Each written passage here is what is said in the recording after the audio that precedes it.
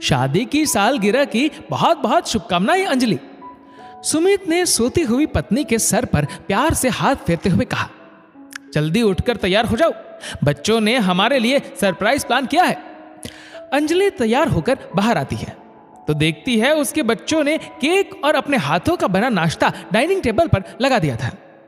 Happy anniversary mummy papa, बच्चों ने गले लगते हुए कहा। अंजलि, ये तुम्हारे लिए तोहफा, सुमित ने एक पैकेट अंजलि को देते हुए कहा। अंजलि मन ही मन बुदबुदाने लगी, हर बार की तरह इसमें साड़ी या सलवार सूट ही होगा।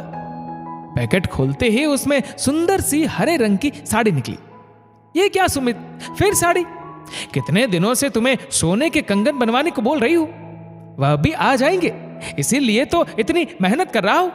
थोड़ा सब्र रखो, अभी के लिए इसी से ही काम चलाओ, मुस्कुराते हुए सुमित बोला। सब ने मिलकर स्वादिष्ट नाश्ते का आनंद लिया। सुमित ऑफिस के लिए निकल गया और बच्चे स्कूल के लिए। अंजलि ने गरीब परिवार में जन्म लिया था। अभाव में उसकी परवरिश हुई।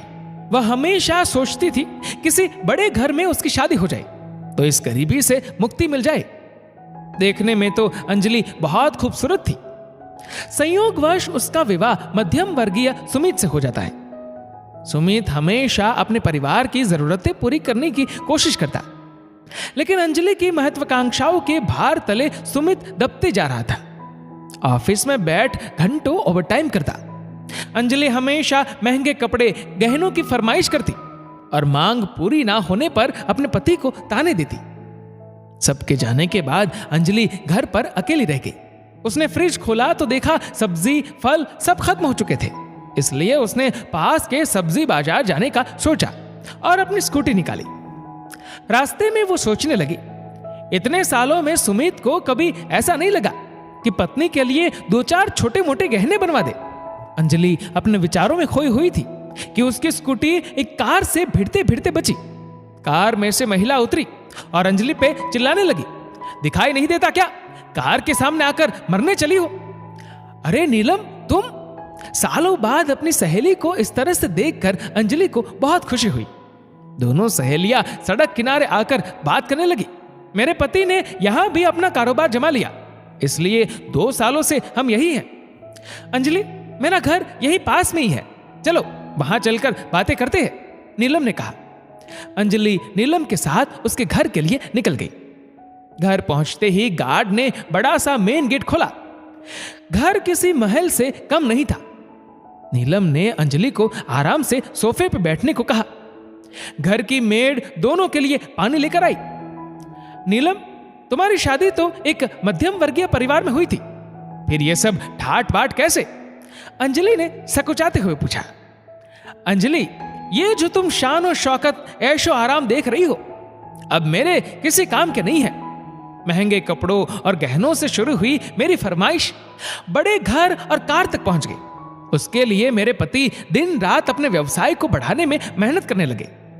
जैसे जैसे मेरे पास ऐशो आराम भोग विलास की चीजें बढ़ने लगी, मेरे पति मुझसे दूर होते गए और ये सब मेरी महत्वाकांक्षाओं के कारण ही हुआ है।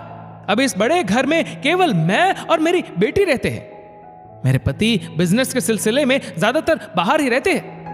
सभी सुख सुविधाओं से संपन्न होते हुए भी जीवन में पति का साथ व समय ना होने की वजह से खालीपन है। बीमार होने पर मेडिकल ट्रीटमेंट के लिए भी अकेले जाना पड़ता है। 2 घड़ी पास में बैठने के लिए भी कोई नहीं रहता। अंजलि को नीलम में अपना भविष्य दिखाई देने लगा। अंजलि सोचने लगी, इससे खुशकिस्मत तो मैं हूं। जब भी मुझे जरूरत हो, मेरे पति हमेशा मेरे साथ होते हैं, मुझे कितना प्यार और इज्जत देते हैं, मेरी इतनी परवाह करते हैं। आज उसने जान लिया कि पैसे से खुशी नहीं खरीदी जा सकती। अब मैं चलती हूं, तुम भी कभी समय निकालकर मेरे घर जरूर आना नीलम। इतना कहकर अंजलि अपने घर लौट आती है। शाम को पति के घर आने पर अंजलि ने दरवाजा खोला। अंजलि को उपहार वाली साड़ी पहने देख सुमित बहुत खुश हुआ। अंजलि ने घर पर ही अच्छे से डिनर की व्यवस्था की थी। अंजलि ने आज जान लिया था कि जीवन में अपनों का साथ ही सच्ची खुशी देता है। दोस्तों, इस वीडियो को लेकर आपकी क्या राय है नीचे कमेंट करके जरूर बताएगा और अगर आपको वीडियो अच्छा लगा हो तो इस वीडियो को लाइक करेगा, शेयर करेगा ज़्यादा से ज़्यादा लोगों तक, और ऐसे ही और भी इंस्पिरेशनल वीडियोस के लिए सब्सक्राइब करें हमारे यूट्यूब चैनल को और फेसबुक पर फॉलो करें हमारे पेज को। धन्यवाद।